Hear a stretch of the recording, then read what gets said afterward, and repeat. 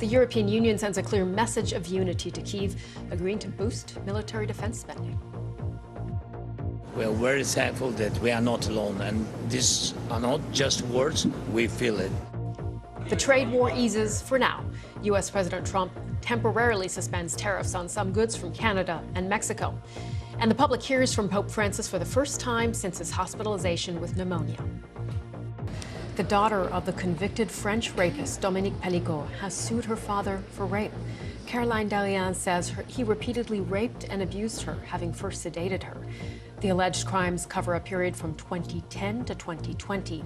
Pellicot has denied raping his daughter. Last year, he was found guilty of repeatedly raping his wife in the same way over the same 10-year period and imprisoned for 20 years. 50 other men he had invited to rape her were also jailed.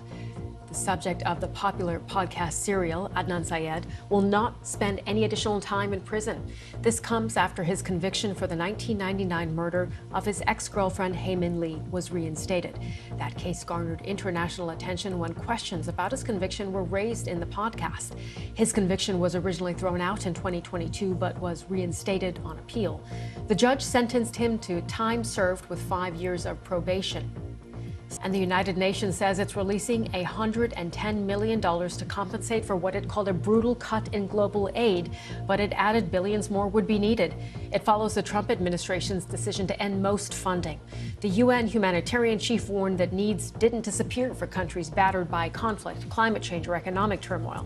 The released funds will provide life-saving assistance for 10 urgent cases, with a third of the money going to Sudan and Chad, which hosts hundreds of thousands of people from its war-torn neighbor.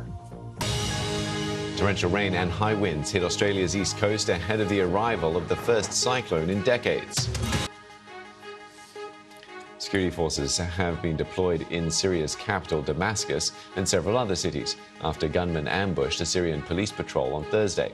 Local officials say the attack left at least 13 people dead and is linked to fighters loyal to the ousted former leader, Bashar al-Assad.